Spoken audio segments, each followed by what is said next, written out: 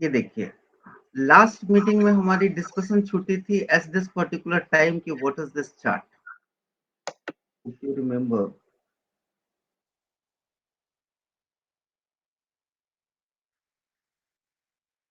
इस चार्ट को यदि मैं नाम दूं तो मैं ये कहूं कि this is a focus chart.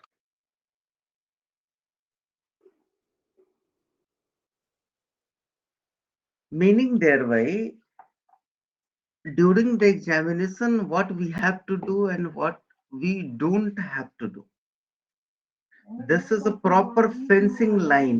कुल मिलाकर के आप ये कहें कि रूल ऑफ द गेम, और अनदर पार्ट ये कहें कि लक्ष्मण रेखा, कि कहाँ आप क्रॉस करेंगे then you are out of the game, और जहां पर आप प्रॉपरली लक्ष्मण रेखा के अंदर रहेंगे तो आपको क्या करना है exact. It process started, something would be visible on the question paper or examination answer sheet, something would not, क्योंकि these are the human beings process। जब आप एग्जाम देने के लिए जाते हैं तो आपके ब्रेन में बहुत कुछ चलती रहती है जो वहां पर रिकॉर्डेड नहीं होता, ना ही आंसर शीट पर होता है। अब वो बहुत इंपॉर्टेंट पार्ट है कि how to control your brain during the examination and before the examination, specially before 24 hours or 1 week. So 1 month, 1 week, and 1 day management is the most important part. Not only the management, even the execution. और जिन लोगों ने exam दिया है वो आपको specially इसके बारे में इक्विप्ड कराएगा, और specially those moment once exam is started and you are getting the question paper in your hand। और जब आप खास करके इस बार एक नया ग्रुप ऐड हुआ है जो कंप्यूटर बेस्ड ऑप्शन किया था, उनका भी एक्सपीरियंस मैंने पहले ही अलर्ट करवाया था। हम लोगों ने इस ग्रुप पे डिस्कस किया था कि अनटेस्टेड मेथड पे बहुत कुछ गड़बड़ियां हो सकती है, और एग्जैक्टली वो सिस्टम ही कोलैप्स कर गया with in half an hour. So on that moment क्या चलेगा दिमाग में, हो सकता है कि एग्जाम हो, री एग्जाम हो, ना हो, या उसी को एडजस्ट किया जाए, यू नो। सो अनसर्टेनिटी आपके ब्रेन में आएगी, और वो कंफ्यूजन है ना, वो आपको पूरी तरीके से प्रोसीड करने नहीं। प्रो कोलैप्स भी उन्हीं पॉइंट्स पे हुआ सर जो आपने डिस्कस किए थे ड्यूरिंग एग्जैक्टली डिस्कशन। एग्जैक्टली, मतलब लोगों कोलैप्स ने इन सेम पॉइंट्स। क्वेश्चन को पीछे करके देखना चाहा, और उस समय ये रियलाइज हो गया कि वो लॉग आउट हो चुके हैं।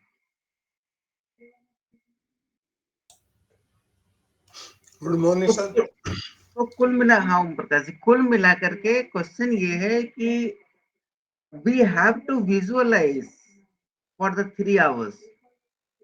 और इसके लिए जो मुझे सोर्स ऑफ इंस्पिरेशन मिलता है ना, वो फाइनल मैच, वर्ल्ड कप का फाइनल मैच। लोग सब कुछ प्रिपेयर वहां करता है, और इंडिया मतलब कई बार ऐसा हुआ है कि वहां जीती भी है और बहुतों बार हारी भी है।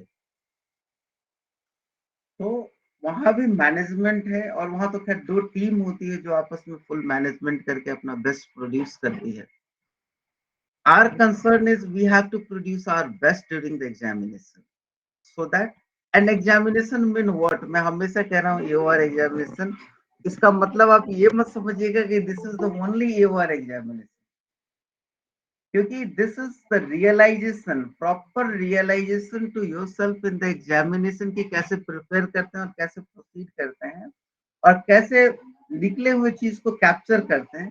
दरअसल ये आपको प्रोफेशन में हर केस के लिए प्रिपेयर करनी होगी at the same intensity during the drafting, during the argument। आपको उसी तरीके से अलर्ट रहना पड़ेगा और सोचना पड़ेगा कि how we will optimise ourselves into this profession। यहाँ जो आपके स्किल से रिलेटेड चीज है उसको ऑप्टिमाइज आप कर सकते हो, ऑर्गेनाइज कर सकते हो, और आपके अलावा वहां और कोई कर ही नहीं सकता। हर छोटी छोटी चीजें, हर छोटी छोटी चीजें में ऑप्टिमाइजेशन आपको हमेशा इम्प्रूवमेंट के लिए आगे रखेगा। और एटलीस्ट आपको, मतलब मैं हमेशा एक चीज सोचता हूँ, वो ये है कि मेरा कंपटीशन किसके साथ है। कुछ लोग कोई एक रेफरेंस देते हैं, कुछ लोग कोई दूसरा रेफरेंस देते हैं, कोई कुछ लोग कुछ तीसरा रेफरेंस देते हैं, मेरा ओपिनियन और उस समय आंसर सिर्फ एक ही होता है, और मन में अपने आप में, क्योंकि मेरी जो वीकनेसेस है ना, उससे मेरा कंपटीशन, मेरा अब लास्ट परफॉर्मेंस उससे अगला परफॉर्मेंस बेस्ट हो, कंपटीशन मेरा उससे है। और खास करके इस ग्रुप के सारे मेंबर्स इस चीज को जरूर समझते हैं, क्योंकि we are trying to attempt every session must be unique, और होपफुली और लकली अभी तक एक्सेप्शंस को छोड़ दें तो अभी तक कुल मिलाकर के वैसा ही रहा है। तो पॉइंट यहाँ पर एकदम क्लियर है कि जो फोकस पॉइंट हमारा होना चाहिए वो हमारा अपना वो पार्ट होना चाहिए कि रूल ऑफ द गेम क्या है, और क्या हमको करना है और क्या बिल्कुल नहीं करना है। ये दो चीजें जब क्लियर हो तभी आप एग्जाम में परफॉर्म कर पाएंगे, या किसी भी लाइफ का एग्जाम हो, चाहे day to day professional part हो, हर जगह पर आपको इस तरह से चेक करना होगा कि क्या करना है और क्या नहीं करना है। And this is the part of decision, it should be reason whatever we discuss during our discussion session. तो क्लियरली हमको वहां फोकस करना पड़ता है। अब मैं इस चीज को यहाँ देखूं, पीएनडी जोन में मतलब डू नॉट डू, मतलब एक्सप्रेस योर ओपिनियन आपको नहीं करना है। Expression your opinion contains out of record, irrelevant facts and expression beyond the fairly क्या है expressed expressed. and constraint and limitations। मतलब ये है कि क्वेश्चन यदि कुछ पूछती है तो आपको जब आंसर करना है तो आंसर कहां से आ रहा है उसका एक रेफरेंस लीजिए, otherwise it would be assumed as your opinion. For example, मैं थोड़ा सा जरा मैं पिकअप करूं कि certain questions from, just minute,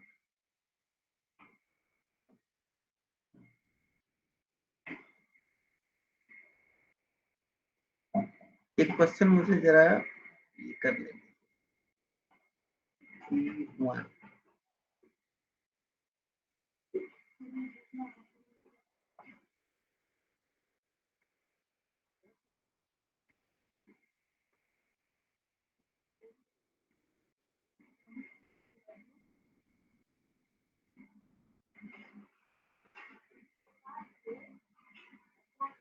ये देखिए, ये लास्ट ईयर के क्वेश्चन है, कोई भी क्वेश्चन आप पिकअप कर लीजिए। What can the original jurisdiction of the supreme court be invoked? Give 3 examples which would fall under it. Original jurisdiction है, एपरेट जुरिडिक्शन भी हो सकता है, कोई भी जुरिडिक्शन पिकअप किया जा सकता है, जुरिडिक्शनल कंसर्न है। अब आप देखिए, इसको आंसर करते समय आप यदि ओरिजिनल जुरिडिक्शन में रेफरेंस आप देंगे article 131, what ever you will write, after writing reference में अंडर ब्रैकेट लिखिए कि रेफरेंस आर्टिकल 131, और 2-3 लिस्ट ले लीजिए, जैसे ट्रांसफर जुरिडिक्शन में 139A और article 32। These are the part of original jurisdiction. So मेरा पॉइंट यहाँ पर एकदम क्रिस्टल क्लियर है। जो हम पॉइंट आउट करना चाह रहे हैं वो हम पॉइंट आउट ये करना चाह रहे थे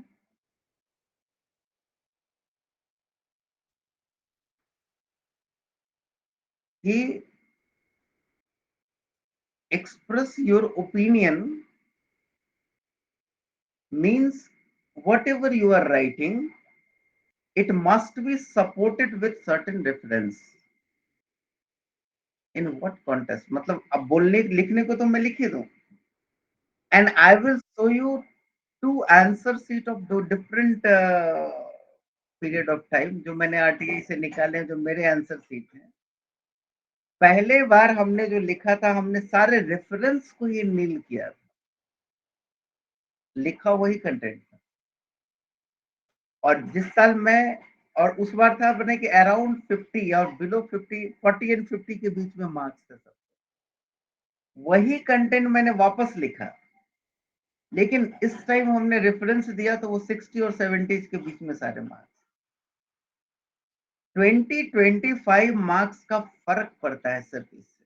और दोनों आरटीआई से निकाले हुई आंसर सीट मेरे पास अभी भी है, विच कंपैरिजन करके मैं आपके साथ शेयर करूं, वो मैं करूंगा। लेकिन मैं अभी आपको बतलाऊं कि एक्सप्रेशन का इतना गहरा फर्क पड़ता है रेफरेंस का। एक्सप्रेशन एंड रेफरेंस का कनेक्शन होना चाहिए। वो चीज यदि छूटा तो ये जो मार्क्स के जो पॉइंट्स है ना, 10, 9, 8, 7, मैं 2 चीज यहाँ पर क्लियर करने की कोशिश करूँ। जस्ट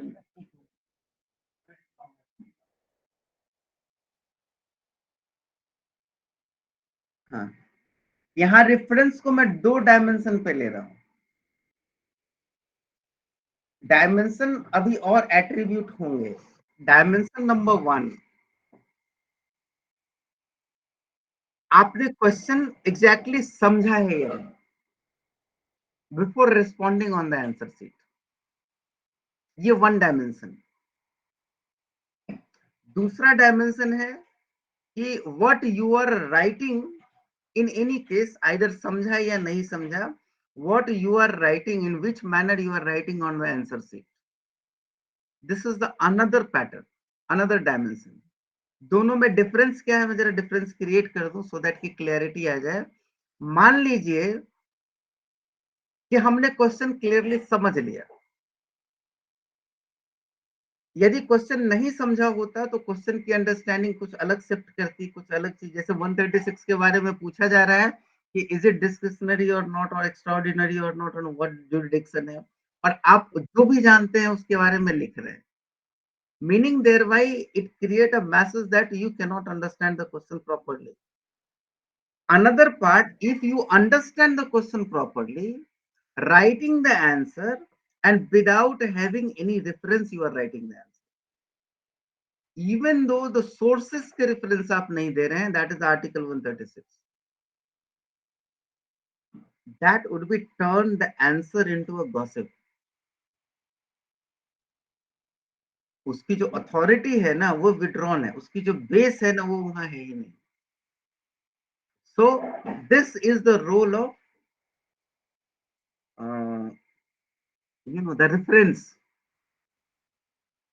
और इसको थोड़ा सा और थर्ड डायमेंशन में, यानी एक और तरीके से एलोबरेट मैं करूं तो उसको जरा आप सोचिए। 136 की बात मैं करूं तो 136 का कई तरीके से आंसर आपको लिखने होंगे। One answer will reflect into the paper 1, which is a short answer regarding that 136. But at the exactly extreme end in the drafting, सिर्फ 136 के बारे में लिखना नहीं है आपको, कुछ भी पूरा अप्लाई करना है। और सारे प्रिंसिपल को ब्रेन में रखते हुए पूरी की पूरी गेम, एक ड्राफ्टिंग आपको प्रिपेयर करनी। कैन एनीवन इमेजिन कि एओआर एग्जाम विदाउट 136, खास करके पेपर 2, एसएलपी ड्राफ्ट करने के लिए ना आए इन एनी फॉर्म, संभव है? नहीं है। तो आपको सिर्फ इस एंड के लिए तैयार नहीं रहना है, इसके साथ दूसरे एंड के लिए भी तैयार रहना, which is exactly reflecting from this chart. Murari ji, yes sir, yes sir. इस चार्ट को एम्पलीफाई करने का क्रेडिट आपको जाता है। Thank you sir, thank you. इस चार्ट में आप देखिए 1 to 12 है वो पार्ट जो आपको पेपर 1 के लिए पूरी तरीके से प्रिपेयर है। But if you will come to the next 12 part, ये आपको रेडी रखता है पेपर 2 के लिए, जो कि ड्राफ्टिंग है, दोनों एक्सट्रीम एंड है। और इन बिटवीन एक और फेसेट क्रिएट हो जाता है, वो है लीडिंग केस का, जो इन बिटवीन कंसर्न अथॉरिटी। मैंने क्या किया था, if I was thinking about the leading cases and case laws regarding any particular point of law, तो उसके बहुत सारे, मतलब 2-3 केस लॉ भी यदि मैं पिकअप करूं, तो जितने भी लीगल पॉइंट है उसको 3 टाइम्स मल्टीप्लाई करना पड़ेगा। And I can not memorise even citation and house title. तो आई वॉज फुल्ली अफ्रेड कि ये चीज हमसे याद नहीं होगा, यदि हमने याद किया तो मेरा मेन कंटेंट छूटेगा। देन आई स्टार्टेड प्रायोरिटाइज कि which one is the most important, which जो मुझे लिखना ही लिखना है, we can not skip it. Then I find it कि सोर्सेस जो है ना, सोर्सेस कहां से वो आ रहा है, किस लॉ से आ रहा है। यदि मैं उस लॉ का ही रेफरेंस दे दूं, फॉर एग्जांपल आर्टिकल या पर्टिकुलर सेक्शन या पर्टिकुलर रूल का ही रेफरेंस दे दूं, तो हमने तो पूरी जेनेसिस कैप्चर कर ली। And during explanation of any particular part, क्योंकि 136 या आर्टिकल 14 या आर्टिकल 21 का जो एनालिसिस है, वो एनालिसिस के लिए जजेस और कोर्ट जो एनालाइज किया उसके लिए मोर देन 1000 जजमेंट्स, उसको अप्लाई करते समय डिफरेंट डिफरेंट फेसेट्स पे। और मैं जब कुछ शब्द में एक पैराग्राफ में सिर्फ लिखूं विदाउट एनी रेफरेंस, तो उसका क्या फायदा होगा। हो सकता है कि बहुत सारे फेसेट छूट गए हों। तो उससे बेटर ये है कि एग्जैक्टली उस सोर्स को रिप्रोड्यूस कर दे। 3 लाइन का होता है, 1 लाइन का होता है। यदि मैं आर्टिकल 21 को पूरा का पूरा रिप्रोड्यूस कर दूं, या फिर आर्टिकल 136 को कंप्लीटली रिप्रोड्यूस कर दूं, तो कोई भी फैसेट उसमें से छूटता नहीं, वो ऑलरेडी है, भले ही मेरे कॉन्शियस नॉलेज से बाहर हो, क्योंकि जब वो आर्टिकल है तो जो भी आप कहेंगे उसके बारे में वो वहां पर है, और सबका सेंट्रल पार्ट वही है। और उसकी संख्या और लिमिटेशंस भी इतने हैं, कुल मिलाकर के 11-12 हैं जो हाई फ्रीक्वेंसी आते हैं। तो मुझे लगा कि नहीं, इसको मेमोराइज करना, और जब भी इसके बारे में लिखो तो इसको रिप्रोड्यूस करना भी जरूरी। That I did. और उसके बाद कोई भी केस लॉ बच नहीं जाता। आपने सेंट्रल पार्ट को ही वहां रिप्रोड्यूस कर दिया। So rather than citing from case law, I decided to reproduce the exactly relevant part of the sources provision of law। और ये मैं बार बार कहता हूं, और बहुत लोग शायद इसको लाइटली समझते हैं, लेकिन ये बहुत इंपॉर्टेंट है। उसके बाद जो केस लॉ की फाइंडिंग है वो मैं रॉ वर्ड में लिख देता हूं विदाउट एनी रेफरेंस, लेकिन वहां रेफरेंस के तौर पर वो साइटेशन होता है। और वो साइटेशन के आते ही इतनी बड़ी अथॉरिटी आ जाती है उस पर्टिकुलर पॉइंट पे कि एग्जामिनर बिल्कुल, मतलब ये है कि हाँ इससे ये कनेक्टेड है और इससे ज्यादा नहीं होगा। मतलब उनको लगेगा कि नहीं, इसको मार्क्स यहाँ पर काटने की जरूरत नहीं है। They are bound to award marks. हाँ, उनके ब्रेन में यदि कोई साइटेशन है कि एक और रेफरेंस होना चाहिए, वो आपने प्रोड्यूस कर दिया, तो you are deserving the optimum marks. तो अल्टीमेटली मेरा डिस्कशन का जो पॉइंट और एजेंडा यहाँ पर अभी क्लियरली इमर्ज हो रहा है ना, वो ये है कि how to get optimum marks into a particular question. 10 नंबर के क्वेश्चंस हैं, किसी को 4 मिलेंगे, किसी को 5 मिलेंगे, किसी को 6, किसी को 7, किसी को 8। आपको मैक्सिमम क्यों क्या मिले, क्यों मिले, उसमें इन सारे चीजों का ख्याल यदि आप रखते हैं, रिप्रोडक्शन ऑफ सेक्शन, और प्रोविजन ऑफ लॉ और relevant extract of the provision of law वो लिखते हुए, this is the relevant extract of this particular provision, और उसके बाद आप अपना कहानी शुरू करते हैं, तो आपके जो एक्सप्रेशन है ना उसको एक सपोर्ट मिलता है, और सपोर्ट फ्रॉम, यदि कॉन्स्टिट्यूशनल प्रोविजन है तो सपोर्ट फ्रॉम कॉन्स्टिट्यूशन, और कॉन्स्टिट्यूशन को गलत और सही समझने और डिक्लेयर करने की हिम्मत किसी में नहीं।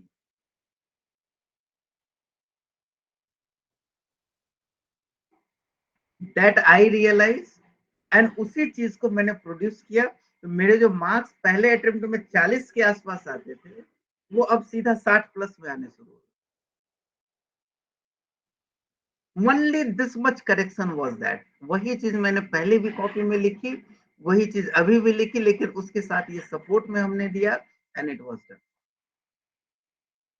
इतने चेंजेस किए, और इसी चेंजेस को मतलब ये कहते हैं ना कि वो इस जगह इस तरीके से लॉस्ट था कि इस चेंजेस को समझने में मुझे लगा 2 अटेम्प्ट तो हमने समझने में लगाए।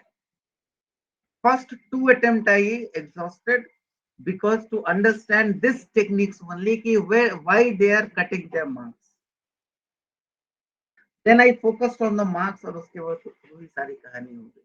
And that's why I'm daring to share all the bits and pieces before you people. वो पार्ट था. तो कुल मिलाकर के कॉन्सेप्ट यहाँ पर ये है कि कहाँ पे फोकस करना है और क्या नहीं करना है, and things are going in your mind. ये किसी किताब और नोट्स में नहीं मिलने वाले.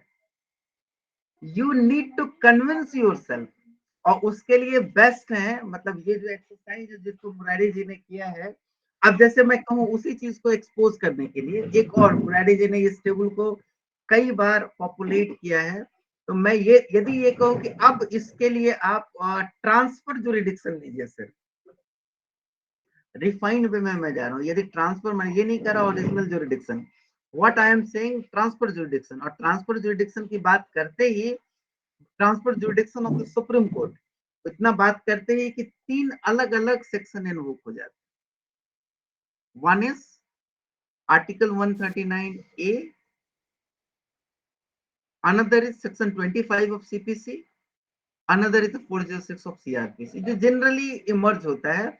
इसके साथ एक दो और होता है जो आपको ट्रेस मिलेगा, वो ट्रेस मिलेगा आपको इसमें हैंडबुक में. हैंडबुक में जो ओरिजिनल जुरिडिक्शन है उसको जब आप देखेंगे, एक चीज आप जरूर देखिए, जब भी आप लोग हैंडबुक को देखें ना, उसके इंडेक्स को स्कैन जरूर कीजिए.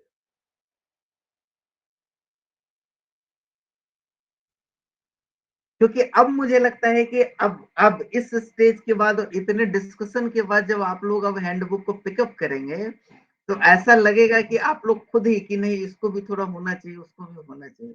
You know your conscience itself says, आपको इंडिकेट करेगा कि नहीं नहीं इसको भी लेते हैं और इसको छोड़ते हैं.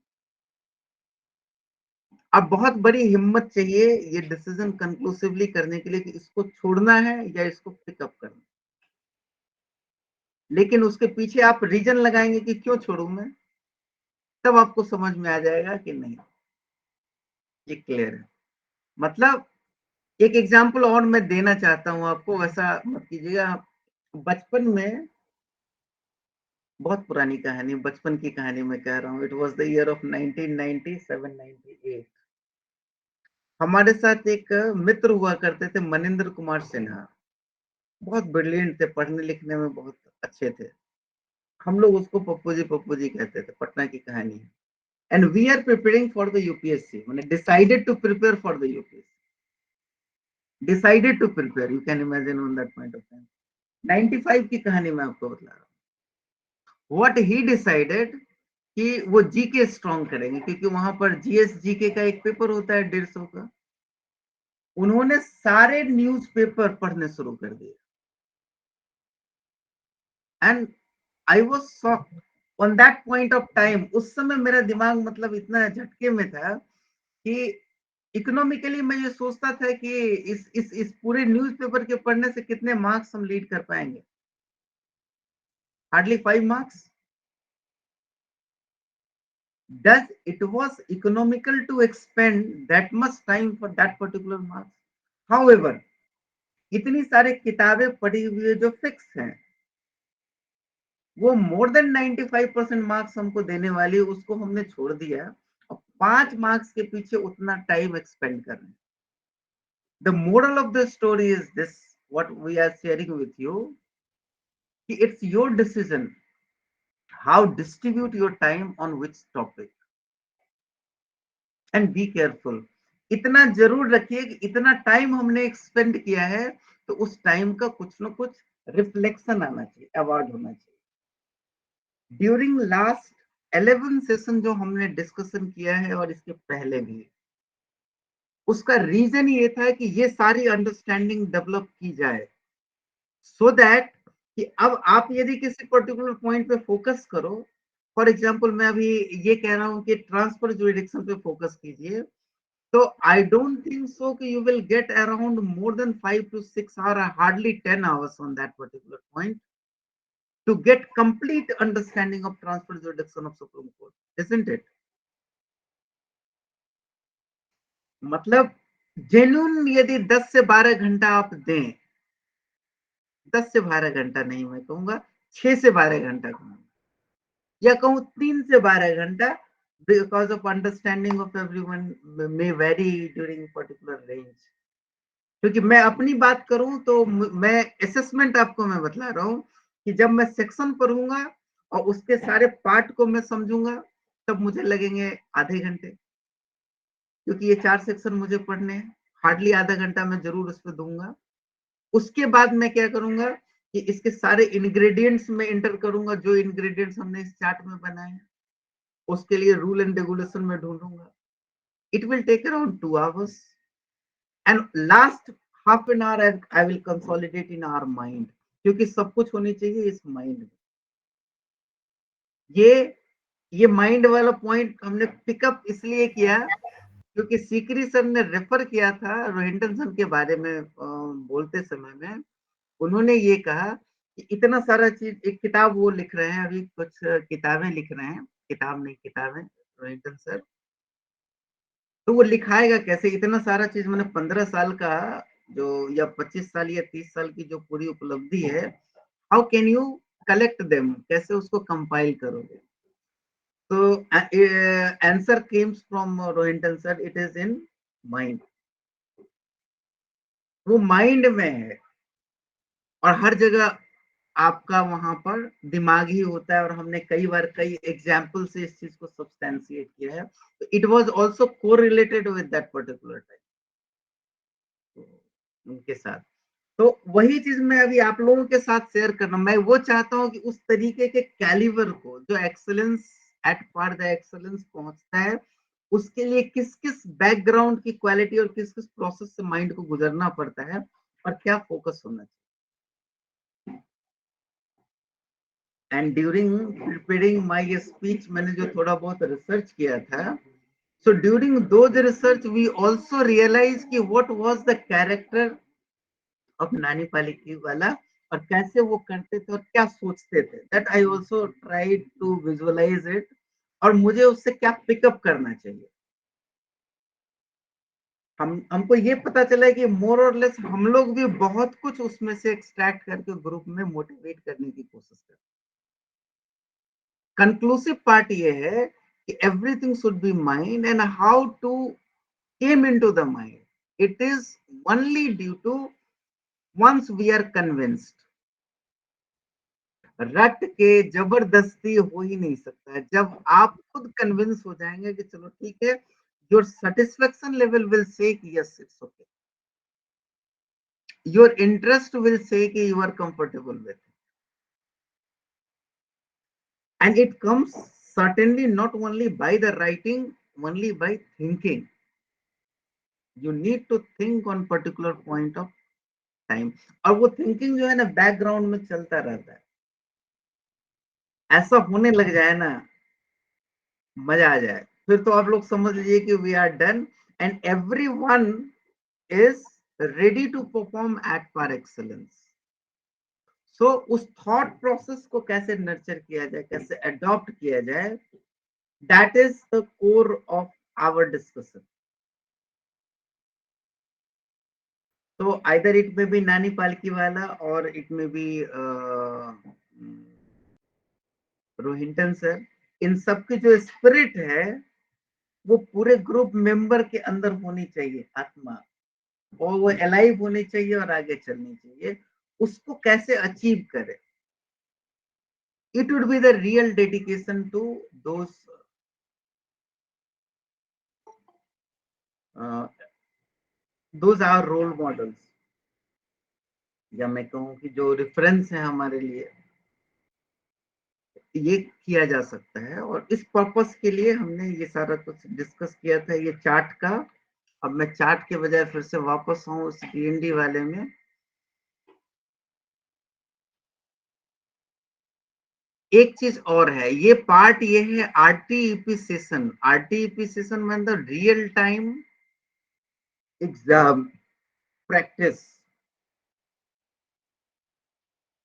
एक और कहानी मैं इससे एसोसिएट करता हूँ आपको. हमारे आईआईटी में बच्चे होते थे, बड़े ब्रिलियंट बच्चे होते थे, लेकिन बिल्कुल नेचुरल एंड नॉर्मल रहते. तो बाहर में कोई देख ले तो कहे ये पागल है, इतना बड़ा बड़ा बाल, चप्पल टूटे हुए और घूम रहे हैं, खेल रहे हैं और वैसे ही. लेकिन एक जीआरई जी मैट इस तरीके का इंटरनेशनल एग्जाम होता है, 2400 का स्कोर होता है. दे वर स्कोरिंग 2400 आउट ऑफ 2400. मेरे हॉस्टल का, हॉस्टल 6 में आईआईटी बॉम्बे में मैं था, ये यूजुअली अगले तीसरे दिन एक क्लैपिंग सेशन होता था कि अरे इतना ले लिया इसने, इतना कर दिया, गॉडगिरी दिखा दी. मतलब 100% परफॉर्म करने के पीछे रीजन था, और उसका एक्सप्रेशन मैं आपको सुनाता हूँ. जो मेरे क्लोज फ्रेंड थे उन्होंने उतना स्कोर किया, जो अभी भी टच में है. उनका कहना है कि भाई मॉक जो है ना, इतना कर लो कि एग्जाम मॉक लगे.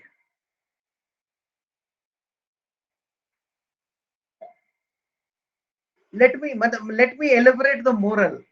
मतलब प्रैक्टिस को इस तरह से एग्जाम इन्वायरमेंट में आप लीजिए, इतना सीरियसली एग्जाम, और सारे वर्स्टनेस के साथ लीजिए. विजुअलाइज करके ये भी गड़बड़ी हो सकता है, कॉपी 15 मिनट पहले छिना जाएगा, 15 मिनट बाद मिलेगा. सारे प्रोसेस को विजुअलाइज करके आप अपना उस कंडीशन में बैठ करके मॉक को कीजिए. Once you are comfortable in mock, original exam में बैठेंगे वो आपको मॉक की तरह लगेगा, ना आराम से आप निकल जाएगा, बिल्कुल नथिंग स्ट्रेंज और स्ट्रेस. लेकिन यदि मॉक को आप प्रॉपरली मॉक की तरह लेंगे तो एग्जाम की मौकरी हो जाएगी. Very true, sir. Very true.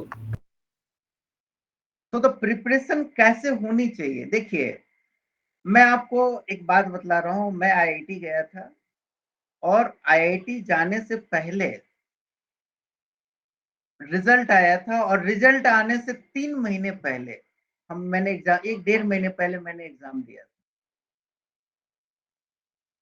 Exam देने के बाद और रिजल्ट आने से पहले मैं बहुत बेवकूफ इंसान था.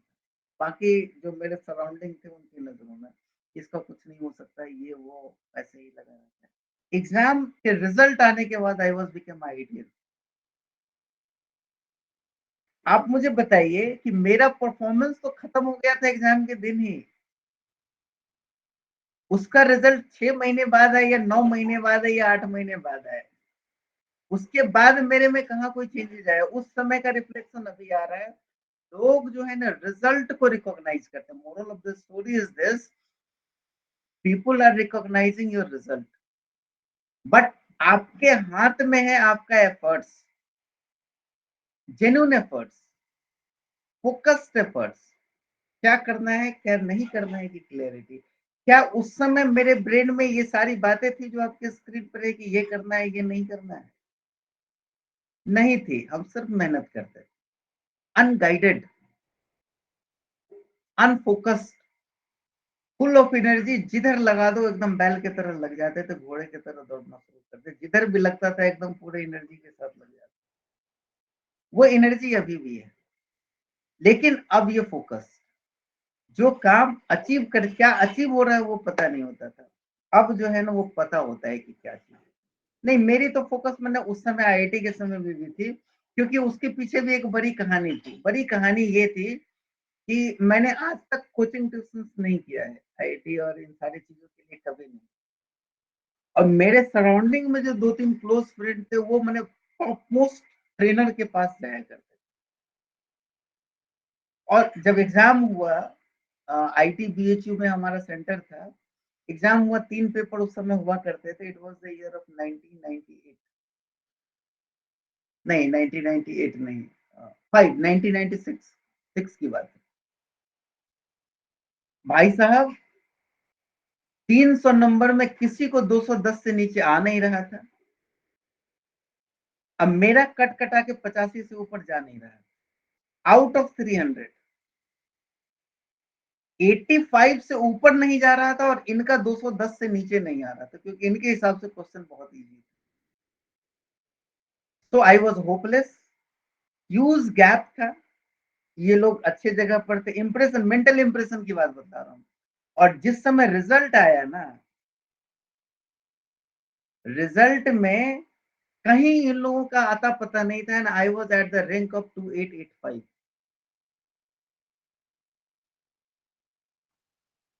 Great sir, great.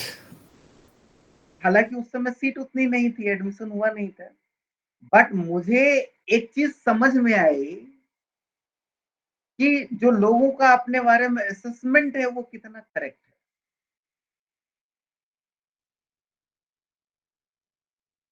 And why accuracy is required, speed is not having the matter.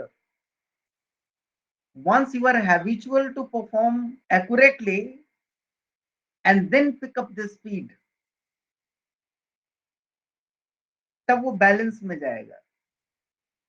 But once you came into the speed and start crashing, then you are habitual to be a crashing. So the question ये है, उसके बाद हमने जो decide किया, और उसके बाद एक और घटना, उस समय आया करता था विज्ञान प्रगति, और उस समय आईआईटी के टॉपर का, जिसने आईआईटी बॉम्बे में एडमिशन लिया था, उस टॉपर का इंटरव्यू आया था कि वो मैथ का 2 क्वेश्चन कोऑर्डिनेट ज्योमेट्री था, वो नहीं कर पाया।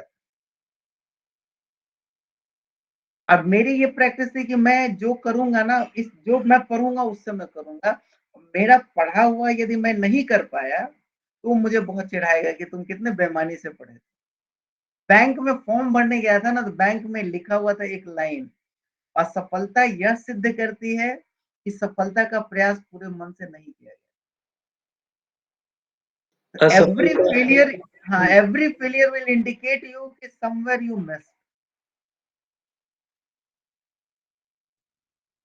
missed means you were not honest on that particular time. तो इन सारे चीजों को समझने के बाद मुझे लगा कि जो भी पढ़ो वो ढंग से पढ़ो।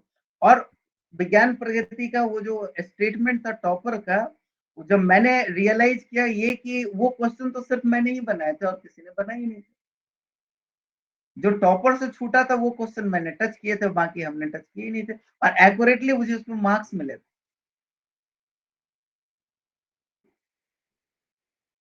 ये 2-3 घटना मुझे ये समझा गया अच्छे तरीके से, बहुत पहले 95-96 में ही मुझे समझा दिया कि लोगों का जो एजम्पशन है वो रिलायबल नहीं है।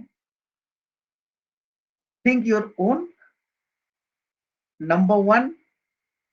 नंबर 2, यदि तुम किसी भी चीज को शिद्दत से करो, तो वो टॉपर भी जो है ना वो नहीं कर पाएगा, वहां पे तुम कर लोगे। तुम्हारी एक अलग स्पेशलिटी है जो तुमको समझना पड़ेगा, और तुम्हारी मेहनत से वो इवॉल्व किया जा सकता है। ये दूसरी चीज मुझे समझ में आई गई, जो मुझे आज तक अगल बगल वालों से मैं इन्फ्लुएंस बिल्कुल नहीं होता। और तीसरी बात यह है कि गिन करके 10 लोग आप सुन सकते हैं आप अपनी लाइफ में, जिनके बातों को आप रियलाइज करेंगे। It may be your professor और अदरवाइज। और मैंने उसके लिए वो स्केल बनाया कि ये वो लोग होंगे जो आपको आपके प्रोसेस के दौरान आपके हैबिट को देख करके आपको अप्रिशिएट करें। ना कि आपके रिजल्ट को देख। रिजल्ट को देख करके रिएक्ट करने वाले कोई भी आदमी जो आपके सर्कमस्टांसेस को नहीं समझे, आप किसी केस को समझे बगैर कैसे ओपिनियन और जजमेंट दे सकते हैं? Is this the process into the only law? नहीं, every walk of life. आप जहां भी जाएं, जिससे भी बात करें, इसीलिए मैं ये कोशिश करता हूं कि किसी भी ओपिनियन को रेंडर करने से पहले, नहीं तो मैं ओपिनियन रेंडर नहीं करूंगा। ये मेरा अपना प्रिंसिपल, आपने देखा भी होगा, कई बार ऑब्जर्व भी किया होगा। Unless until I will clearly understand your bits and pieces of the fact, उसको हमने ढंग से समझ लिया, तब मैं आपको रिफ्लेक्ट करूंगा और तभी मैं आपको गाइड करूंगा। और इसीलिए मैं ये कहता हूं आप सारे ग्रुप मेंबर्स से कि please come up with your question, कि सो दैट मुझे वो आइडिया लगे कि आप कहाँ मिस कर रहे हैं, कहाँ नहीं कर रहे। क्योंकि मुझे जो है ना 100% अब रिजल्ट चाहिए। ये मनोज जी ने जो हमारे लिए काम किया है, इस ग्रुप को रिकॉग्नाइज करके, अब इस ग्रुप के ऊपर रिस्पॉन्सिबिलिटी बनती है कि everyone has to perform their optimum और 100% रिजल्ट लेकर के। Manoj ji, am I right और रॉन्ग? Right sir. इस स्पिरिट के साथ यदि हम लोग चलें तो मुश्किल नहीं है। मैंने बताया ना कि 20-25 साल लगे हैं इस कॉन्सेप्ट को नर्चर होने में, और वो जो है ना टेस्ट करने की वो आदत पड़ी है। ऑफ कोर्स, मतलब कॉन्फिडेंस का रीजन ये भी है कि हर टॉप मोस्ट इंस्टीट्यूट को हमने टच किया है, आइदर तो सुप्रीम कोर्ट हो या आईआईटी बॉम्बे हो। तो ये पार्ट है। कुल मिलाकर के कहना यह है कि थॉट प्रोसेस बहुत इंपॉर्टेंट है, आपकी जो सोच बहुत इंपॉर्टेंट है। We need to work on the, क्योंकि जो काम आप करते हैं ना वो पीछे छूटेगा, और आपकी जो कैरेक्टरिस्टिक्स है ना, आपकी सोच और आपका ब्रेन, वो आपको एक्सपीरियंस वहां से पिकअप करेगा, मोरल पिकअप करेगा और आगे बढ़ेगा। और जितने सीनियर मेंबर्स हमारे इस ग्रुप में हैं, जैसे मुरारी जी, ओम प्रकाश जी, तो दे कैन अंडरस्टैंड कि उन्होंने लाइफ में बहुत कुछ किया, ग्रेजुएट किया, ये किया, वो किया, एडमिरल बने, फ्लाइट उड़ाया और जहाज के कैप्टन बने, बड़ी बड़ी रिस्पॉन्सिबिलिटी ली। बट अल्टीमेटली आज उनके पास जो है कॉन्फिडेंस का वजह है, वो है उनका एक्सपीरियंस, जो रियलाइज किया लाइफ। तो for the sake of realisation we are going through कि ये एग्जिस्ट करता है, और उसको हमने ढंग से समझा है चारों तरीके से, जिसको मैं दूसरे शब्दों में कहता हूँ जीना। हमने उनको जिया है। थोड़ा देर उनके साथ एक्सपेंड करें, उनके साथ दोस्ती करें और उनको जी ले, तो फिर वो आपके अच्छे दोस्त बन जाते हैं।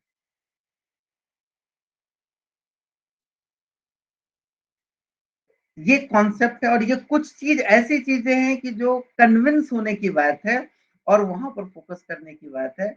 इट विल आपको अपने आप वो रास्ता दिखाएगा। तो द वर्ड इज दैट कि जस्ट, फिर आज मैंने बहुत ज्यादा इसके बारे में डिस्कस नहीं किया है। Just try to populate because things are very clear on that particular line जो लिखा हुआ है। अभी ये टाइम नहीं है इस चीज को डिस्कस करने का। हर एक पॉइंट को हमने इस डॉक्यूमेंट में क्लियरली लिख दिया है, और कुछ एग्जांपल्स भी दिए हैं और ग्रुप पे शेयर किया हुआ है।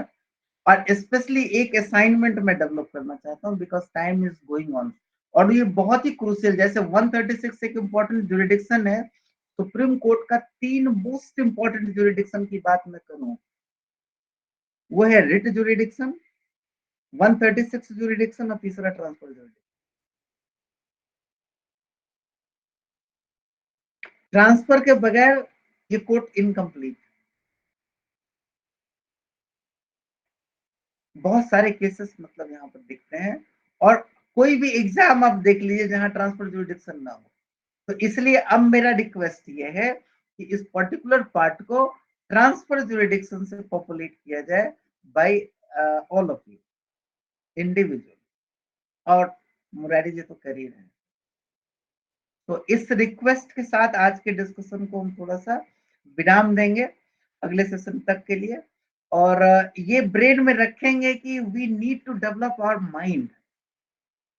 trained our mind to capture, train our mind for the purpose of this guidelines only, कि मुझे ये करना है, ऐसे करना है, प्रैक्टिस को केयरफुली करना है, एंड दैट्स इट। बहुत ज्यादा टाइम नहीं लगेगा, लगा और करके छोड़ दीजिए, अपने सेटिस्फेक्शन लेवल तक कीजिए, चलो ये हो गया, ये हो गया, यू नो। पहले एक चीज और मुझे थोड़ा सा ये लगता था, इतनी मोटी मोटी किताबें हुआ करती थी केमिस्ट्री की एंड अदरवाइज, जो प्रिपरेशन के लिए होते हैं, हमने बच्चों के लिए दिमाग खराब करने वाला। कुछ लोग मतलब किताब लेते थे, उसकी मोटाई देखते थे, खुश होते थे, फिर रख देते थे। But ultimate fact is this, you need to read a page और इवन अ वर्ड और इवन अ सेंटेंस। तो वन बाय वन रीड करने के बाद आदमी वहां, और हमने क्या किया, फोकस किया सिर्फ और सिर्फ लॉ पे। जैसे न्यूटन्स लॉ क्या है, तो इस तरीके के जितने भी लॉ थे उसको फोकस किया, उसको विजुअलाइज किया, एंड देन स्टार्ट टेस्टिंग कि मेरी अंडरस्टैंडिंग करेक्ट है या नहीं, बाय सॉल्विंग प्रॉब्लम। अब दूसरा प्रोसेस ये था कि लोगों को 200 प्रॉब्लम कराया जाए और तब वो समझाया जाए कि लॉ क्या है। जिस किसी ने भी ये प्रोसेस अडॉप्ट किया, वो कैसे भी एडमिशन हो जाता होगा कहीं ना कहीं, but this is not the good process. उसके पास इतना टाइम बिल्कुल नहीं होता है कि उसके ऊपर उसके एप्लीकेशन को वो आगे सोच सके और इम्प्लीमेंट करे। And that's the difference between जो सेलेक्ट करके जाते हैं, होके जाते हैं, और जो सेलेक्ट नहीं है। It is not because of their knowledge, it is because of the adaptation of the process. तो erroneous और long process है, तो उसमें problem. So same thing is applying here also. Same thing is applying into the profession also. कि आपका process कितना smart and proper और scientifically improved है, which may be improved at every point of time. Scope is there. तो वो चीज है। अभी देख लीजिए, अब ऐसा हो गया है कि कोई लूज स्टेटमेंट अब मैं दे ही नहीं सकता, देना भी नहीं पड़ेगा, मुंह बंद रखना मेरे लिए अब जरूरी है, क्योंकि मनोज जी ने अब वैसा काम कर दिया है कि एवरी वॉक ऑफ लाइफ में कहीं भी आप मिले, दोस्तों के बीच में भी आप लूज स्टेटमेंट नहीं देंगे। This is the additional responsibility, क्योंकि अब लोग जो है ना आपको हर तरीके से ऑब्जर्व करेंगे।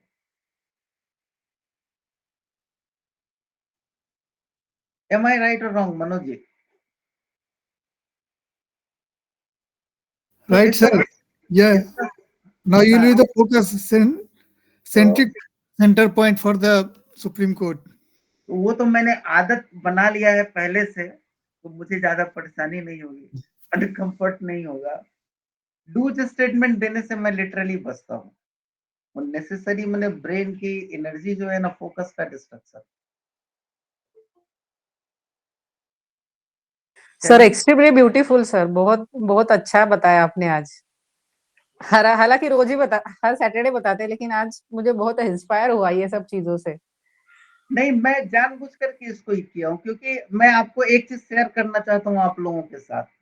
अब मनोज जी यदि अलाउ करे तो, हमने जो स्पीच दिया था, उस स्पीच को 2 पेज में हमने तैयार किया था। ये देखिए, और ये बिल्कुल उनके बारे में रिसर्च करके, और खास करके हमारे जो नानी पालकी वाले हैं, उनके कैरेक्टर के बारे में कि कैसे वो प्रोसेस करते थे, उनका मोड एंड मैनर कैसा था, मतलब हम उनसे क्या ले सकते हैं। फोकस मेरा ये था कि ट्रू डेडिकेशन वही होगा जब उनके कैरेक्टर को हम जिंदा रखें। जैसे गांधी जी बोला करते थे कि सत्य अहिंसा, उसको जिंदा रखने वाले उसको बेसिकली प्रोसेस करते हैं। तो उस उनका रियल डेडिकेशन यही होगा कि हम उस चीज को अपने में अडॉप्ट करें और उस एडॉप्टेशन को आगे परस्यू करें।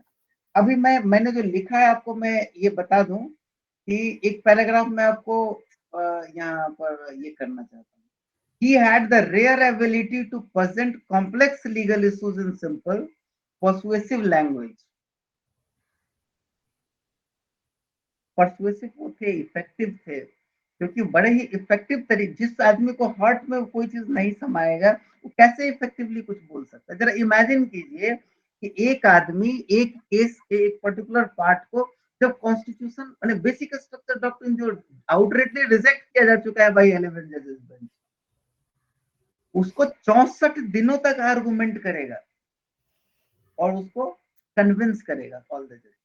डिसीजन कन्विंस करना ही हमारा ये है ना, डिसीजन हम लोग तो लिखते नहीं है, तो वो कन्विंस करेगा। और उसके लिए उन्होंने, जहां तक मुझे पता है कि वो गए थे केरला फॉर साइनिंग वकालतनामा by 1 rupees, for 1 rupees, 1 rupees उन्होंने लिया था fees.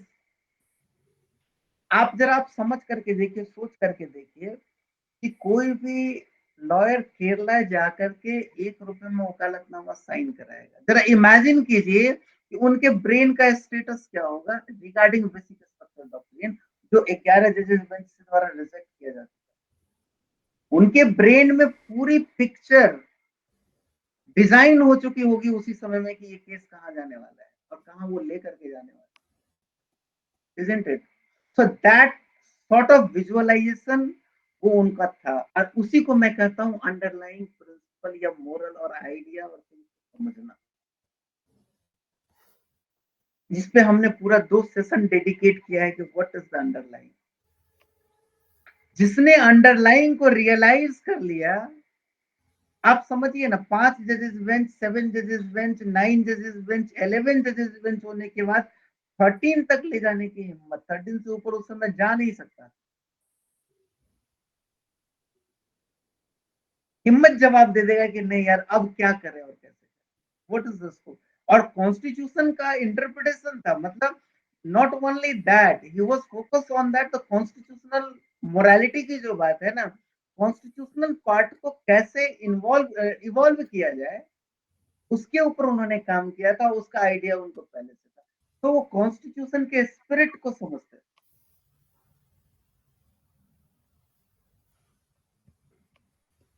So we have to learn this character, and that's why I'm saying कि उन्होंने ये लिखा था, rare ability to present complex legal issues in simple and persuasive language, and luckily we are also doing these things, complexity को simplicity में reduce करने का काम हम लोग भी करते हैं यहाँ पे। Whether addressing judges in court or layout person during his famous budget speech, that हमने ये था। दूसरा ये था, integrity was cornerstone of Palkiwala's career. Can you believe this? कि someone who is compromised with this integrity, यदि मैं आज अपने integrity से compromise करूं, do we have a moral right to say the things? क्या मैं ये कहूंगा? मोरल राइट को तो छोड़िए, मेरे अंदर से निकलेगा ही नहीं, क्योंकि आज जो पैसे के पीछे भागना चाहूं, जो करप्शन की तरफ किसी भी मैनर में या मेरे पर्सनल इंटरेस्ट की तरफ लीड करता हो, निश्चित रूप से मेरा पूरे शिफ्ट उस तरफ चली जाएगी और इस तरफ मैं कुछ कर ही नहीं पाऊंगा, क्योंकि ये वो क्रूशियल पार्ट है जहां मैंने कॉइन का वो फेस है, या तो आप इस तरफ रहेंगे या उस तरफ रहेंगे। नोवेलिटी को आप मेंटेन करेंगे, बाकी मनी वाला जो पार्ट है वो क्लाइंट अपना खुद कर ले, वो कर ले, देश आपके लिए करेगा, उस पर कोई दो मत नहीं है। लेकिन जिस समय आपकी सोच इधर से उधर, ये रियल टेस्ट है आपका इंटरेस्ट कहाँ इन्वॉल्व है, क्योंकि वहां सिकरी साहब ने भी और पूरी ऑर्गेनाइजेशन ने इस चीज को फोकस किया कि to the society, to the nation, what I am doing. तो ट्री के पीछे रीजन ये है कि once we will focus on the money, क्योंकि दूसरा काउंटर पार्ट मनी है, तो ये सारी कंसंट्रेशन फोकस कहीं और शिफ्ट हो जाएगी। स्ट्रिक्टली हमने इसको रोक रखा है, यही वजह। और उनका एक और कैरेक्टर मैं आपको ये बतलाऊं, his logical reasoning backed by precedent and evidence often turn even the most difficult cases in his favour. अभी हमने क्या डिस्कस किया? यही डिस्कस किया ना कि logical reasoning backed by precedent and evidence, so that authority उसको मिले, अथॉरिटी आप कैसे देंगे? बिना प्रेसिडेंट एंड एविडेंस के नहीं देंगे। तो Nani Palkhivala life is an inspiration for all of us. He showed that advocacy is not just about winning a cases, but about upholding faith, truth, justice, and the rule of law. मैंने ये नहीं मैंने read out किया, लिखा जरूर था एक paragraph की केशवानंद भारती की ये थी, हमने उसको रीड नहीं किया था क्योंकि हमारे पहले स्पीकर ने काफी टाइम ले लिया था और मुझे लग रहा था कि मुझे जल्दी से जल्दी बाइंड अप करूं।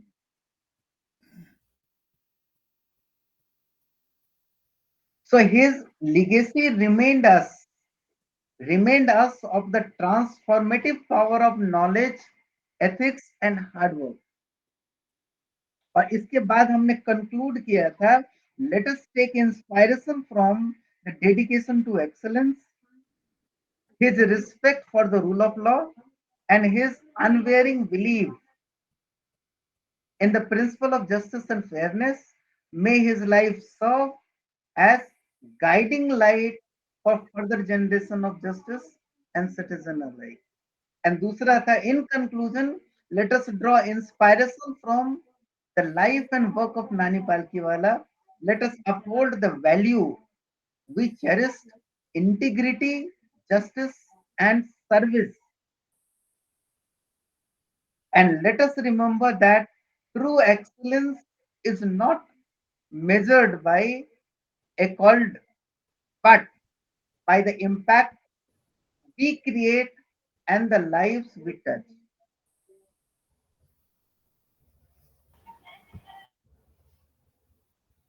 So it was the concluding remark. It was very pragmatic, sir. Though it was very concise due to time limitation, but it तो was very. हमने जो मैंने अनकॉन्शियसली किया है क्योंकि मुझे नहीं मालूम था इतना ज्यादा सर के बारे में, बट वो चीज जब हमने रिसर्च करना शुरू किया तब मुझे पता चला कि हम लोग कहीं ना कहीं उसी रास्ते पर हैं। तब मुझे लगा कि नहीं, इस रास्ते को थोड़ा और कॉन्फिडेंस के साथ फोकस होकर के किया जाए, तब एक रियल डेडिकेशन होगा और रिजल्ट तो रिजल्ट है, अपने आप पीछे पीछे आएगा, क्योंकि all idiots are on the way, isn't it?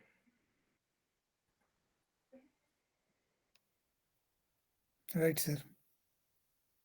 And thank you, Manuji. Thank you once again, and all of For you, your effort, sir.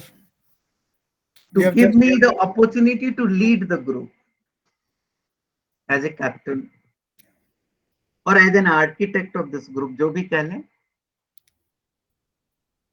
तो ये था।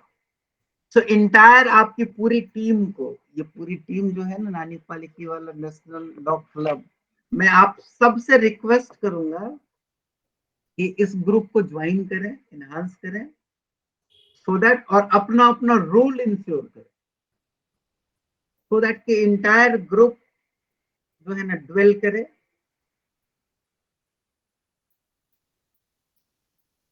अब मनोज जी उसका लिंक वगैरह जो कुछ भी होगा आप ग्रुप में सर्कुलेट कीजिए। Yeah, sure, sir. ठीक है,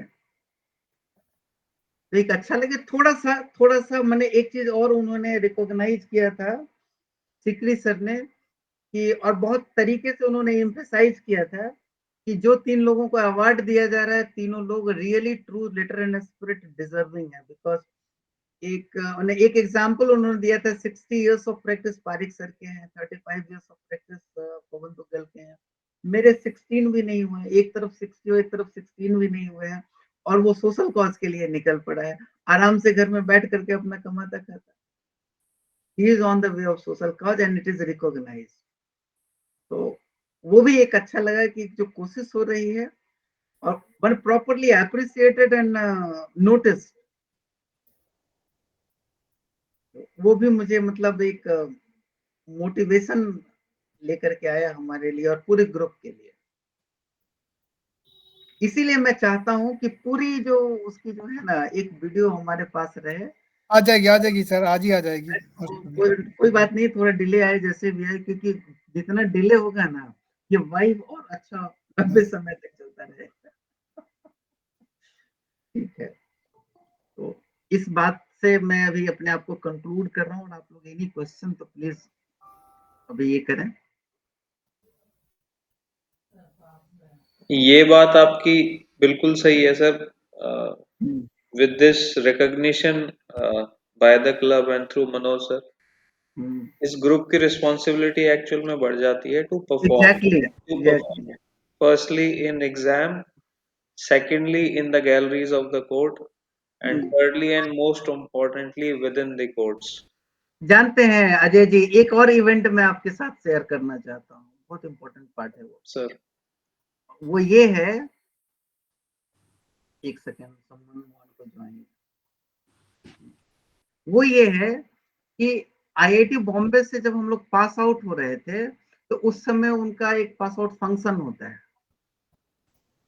और आईआईटी बॉम्बे में पास आउट फंक्शन में पहले आपको सर्कुलेट किया जाता है, उसमें एक ओथ पेपर था जो कि आपको ओथ लेना था, जो मुझे लगता है कि एओआर के साथ भी होना चाहिए। और ओथ में जो कंटेंट था वो कंटेंट मैं आपको बतलाना चाहता हूँ, मैंने अपने फाइल में रखा था, पता नहीं होगा या नहीं क्योंकि वो पटना में है। उसमें कंटेंट ये था कि मेरा कंडक्ट थ्रू आउट लाइफ ऐसा रहेगा जिससे कि आईआईटी की डिग्निटी अपहोल्ड होगी, और ऐसा मैं कुछ नहीं करूंगा जिससे उसकी डिग्निटी डाउन होगी। आप जरा सोचिए, एसेंस में बतला रहा हूं, यदि मैं जब कभी भी कहीं भी निकलता हूं तो मैं अपने आप पे इतना कंट्रोल रखता हूं, क्योंकि मैं अकेला इंसान नहीं हूं। Whoever is knows, उनका रिएक्शन बदल जाता है कि he is an IITian। मैं चलते फिरते आईआईटी बॉम्बे को रिप्रेजेंट करता हूं। हमारा कंडक्ट यदि आईआईटी बॉम्बे टाइप का नहीं होगा तो उससे आईआईटी बॉम्बे की डिग्निटी कहां अपहोल्ड होगी, ये मेंटेन होगी। Sir one more incident. So now उस ओथ के बाद मैंने अपना पूरे कंडक्ट को कंट्रोल किया है। दूसरी बात यह है कि now we are the advocate on record of the supreme court. So one IITian plus advocate plus supreme court advocate itself a gentleman, supreme court advocate on record, तीनों मिलकर के जो आपकी जो रिस्पॉन्सिबिलिटी है पूरी हाई की हुई है। मतलब सोसाइटी के आप रोल मॉडल हैं, और नाउ दिस अवार्ड। सो मैं अकेला क्यों लूं इतनी सारी जिम्मेवारी, क्यों ना दूं आप सबको? खुश होने के लिए ऐसे ही थोड़ी छोड़ूंगा। ऑल द रिस्पॉन्सिबिलिटी मैं अकेला क्यों रहूं भागीदार? ये पूरे ग्रुप मेंबर्स उसके लिए, specially those who are actively participating into this. क्या मनोज जी, मैंने गलत बोला तो बताइए। Very true. और यही चीज है जो कि अपने आप में it's a viral and interconnected to each other, अपने आप एक दूसरे को अप्रिशिएट करते हैं। तो कहते हैं ना, शुरू में ये कांग्रेस बना, ये काउंसिल बना, वो this is almost sort of certain council, उसका नाम अभी तक पड़ा नहीं है, लेकिन एक डिफरेंट काउंसिल है जो पूरे इंप्रूवमेंट अपलेटमेंट के लिए वर्कआउट करने वाला है। आप उसके जनक हैं सर, आप उसके जनक हैं।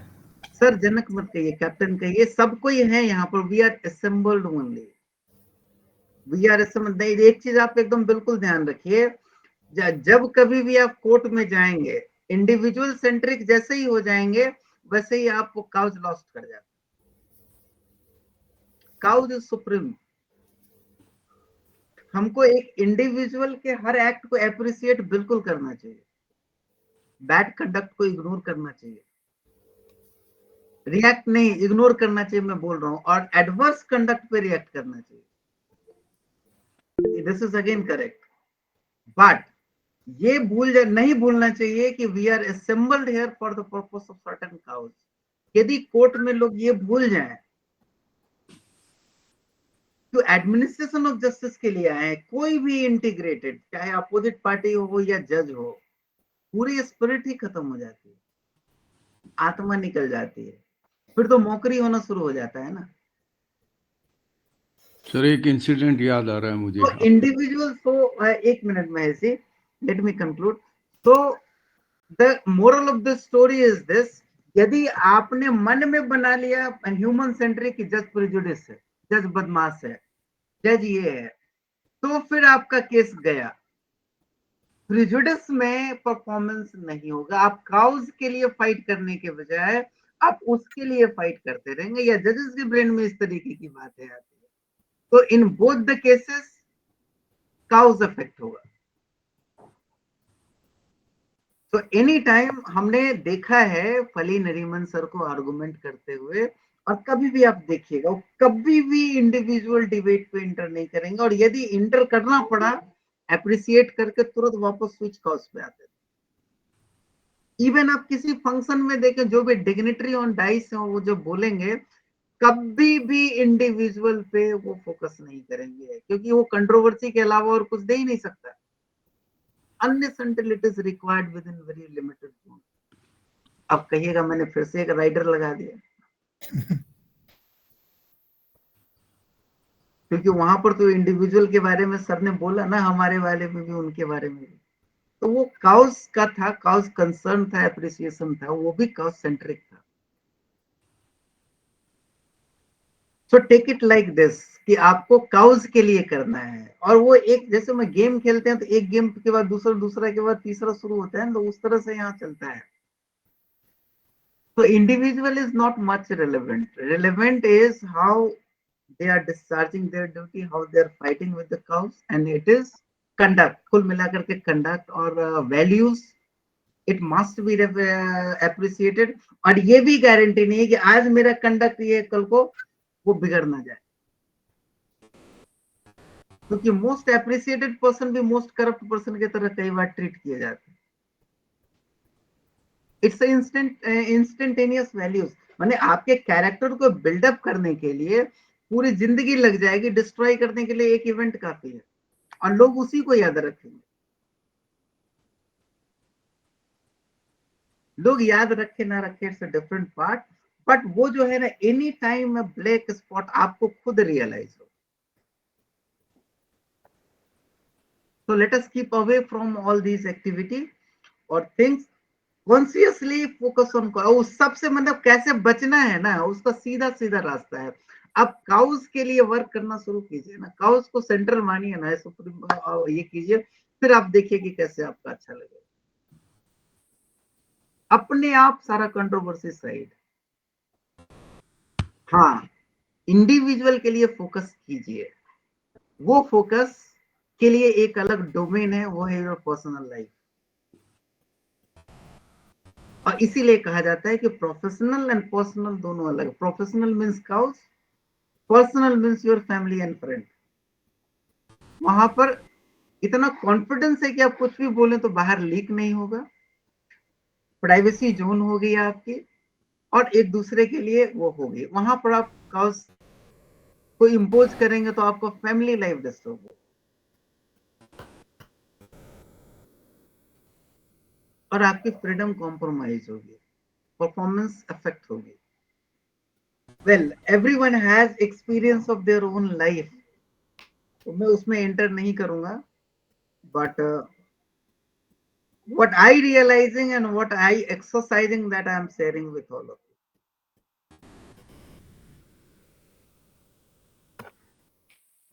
तो मुरारी जी, राजीव सिन्हा इंपॉर्टेंट नहीं है, इंपॉर्टेंट है यहाँ पर cause, captaincy. Captaincy is important. हो सकता है कि अदरवाइज जानते हैं राजीव सिन्हा यदि मान लीजिए किसी रीजन नहीं रहे तो ये सीट ही वैक्यूम हो जाएगा, ऐसा थोड़ी होना है। वो कॉज को जो भी परस्यू करे वो आगे। अब चीफ जस्टिस एक हैं तो एक के बाद दूसरे तीसरे चौथे आते हैं, देश का प्रधानमंत्री है वो कंटिन्यू होता रहता है। सिस्टम को कंटिन्यू करने के, सिस्टम के लाइफ को लॉन्ग करने के लिए ये जरूरी है कि काउज प्रिवेल हो। लकली आवर प्रोफेशन इस तरीके का है जो इंडिविजुअल एक्सपीरियंस सेंट्रिक है, कंडक्ट सेंट्रिक है। आज हम लोग यदि याद करते हैं इनको, नानी पालकी वाला को, क्योंकि जो एक्सपीरियंस, कैरेक्टर और थॉट प्रोसेस उनके साथ था वो फिर दोबारा कहां से आएगा, वो तो उन्हीं के साथ जाएगा। राम जेठमलानी थे तो उन्हीं के साथ उनका क्या ऐसा था जो उन्हीं के साथ चला गया, हिज ओन एक्सपीरियंस, और जो किसी किताबों में लिखी नहीं जा सकती, वो उनको देख करके ही उनके सामने पूरा रिफ्लेक्ट किया जा सकता।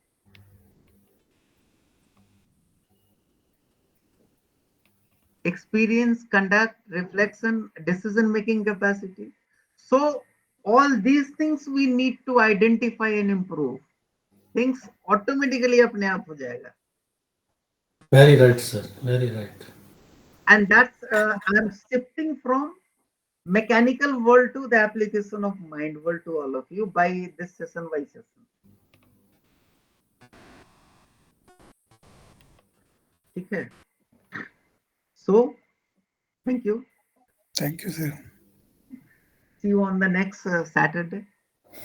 Thank you very much, sir. Thank you, sir. Thank you, sir. Thank you. नहीं आप लोगों को कुछ बोल रहे हैं तो please go ahead. Thank you sir. Mahesh sir कुछ बोलना चाह रहे थे। हाँ नहीं सर, मैं आपने जब अपना आईआईटी का पासिंग आउट का जिक्र किया तो मुझे एक इंसिडेंट याद आया जो मैंने अटेंड किया था। एक पासिंग आउट परेड होता है आईएमए का। So it was a similar kind of a situation where, you know, at the time when the new officers pass out, they take an oath and enter into a hall. Medicals Mahesh ji, medicals वाले जो होते हैं ना, क्या बोलते हैं इनका भी एक ओथ होता है। हिपोक्रेटिक ओथ बोलते हैं सर उसको। मैंने एडवोकेट्स के लिए भी एक ओथ होनी चाहिए। डॉक्टर्स का हिपोक्रेटिक ओथ बोलते हैं। So we can suggest to the Supreme Court. Armed forces का इज चेटवुड क्रेडो। चेटवुड हाउस में जो एंट्री करते हैं ना, वो तो डिक्लेरेशन है ना सर, डिक्लेरेशन है ना, वो थोड़ा सा अलग हो जाता है। मतलब आप जो महेश सर एक बात कह रहे हैं, मैं थोड़ा सा इसके ऊपर फोकस करूं। Declaration it's a different part. Oath वो है जो आप जिस समय आप गॉड को सामने रख करके आप कुछ कमिट करते हैं अपने आप से, that's the oath.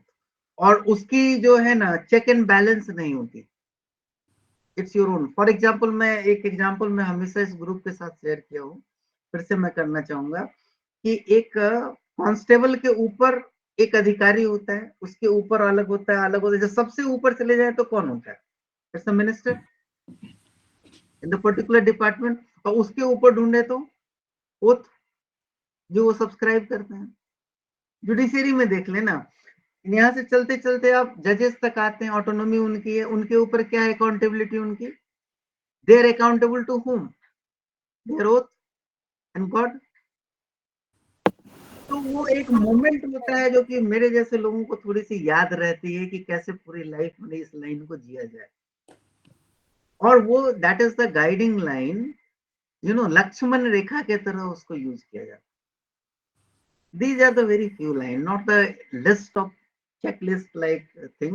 So this makes a difference, and this is for the very special and very limited kind of person who is going to discharge a very special kind of job. आप pass out officers की बात कर लें, IPS IAS की बात कर लें, doctors की बात कर लें, जजेस की बात कर लें, मिनिस्टर्स की बात कर लें, but why not advocates? They also take an oath where they swear to be very faithful to the constitution. That's correct, वो सही है। उससे डिक्लेरेशन है, बट ओथ कब हुआ मुझे नहीं याद आ रहा है। अजय जी आपको याद आ रहा है? नहीं, ऐसा कुछ प्रोसेस है नहीं, लेकिन we can work on this to implement in the Supreme Court. That's what I want to proposing. But through this probably at the stage of enrollment with the bar councils. हाँ, मैंने एक ceremony होनी चाहिए। उस ceremony में मैंने bar council के लिए मैं ये कर रहा हूँ, और उस सेरेमनी में एक ओथ सेरेमनी का एक पाइवेटेड रोल होना चाहिए, जहाँ पर वो ओथ लें, बोले, स्पेशल कोड ऑफ कंडक्ट हो वहां पे। एक अलग लगता है।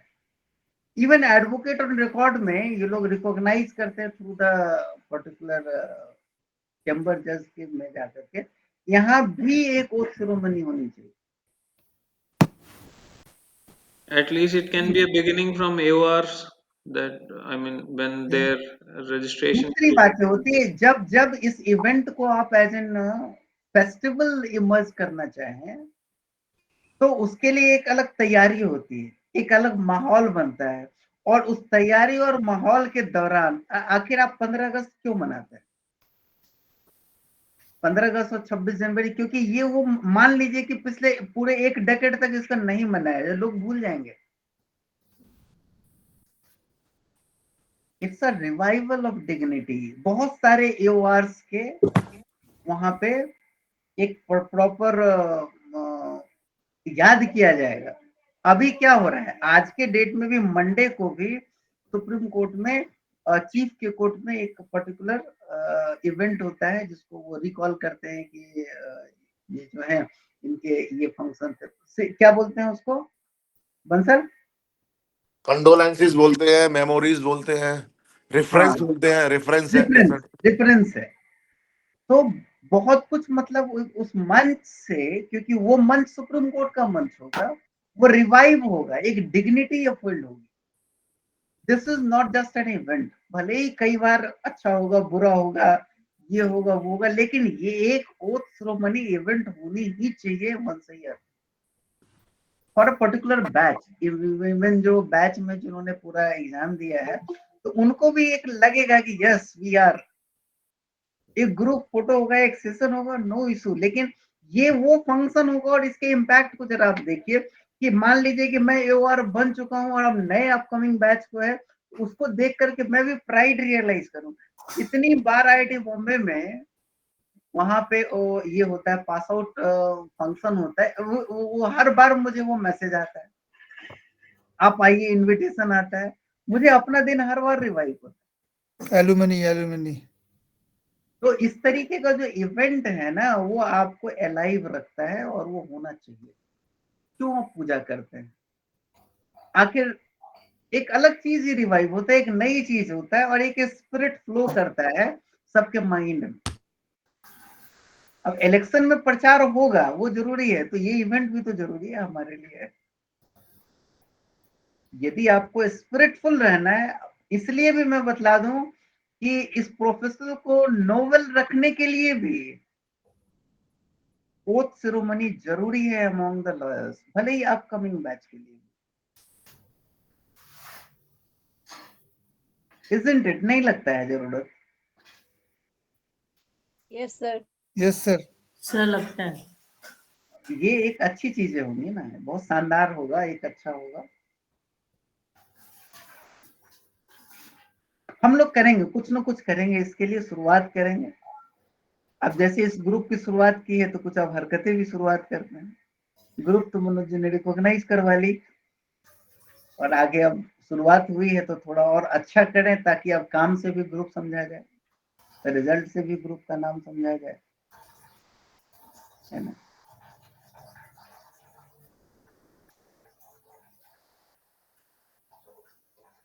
एक मेंबर वहां आए हुए थे और मुझे ऋतु के पीछे में एक लेडी बैठी हुई थी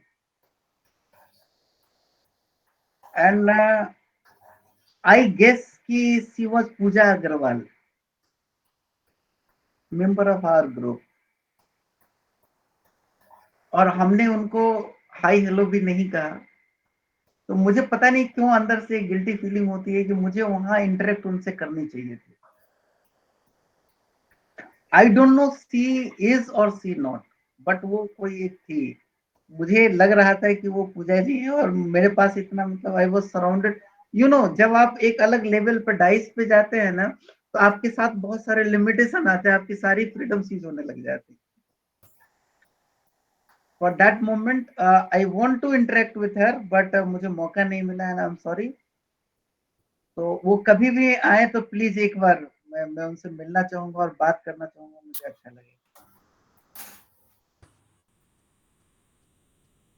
and she spoke much well, जिन्होंने मुझे इंट्रोड्यूस किया था, एकता वर्मा।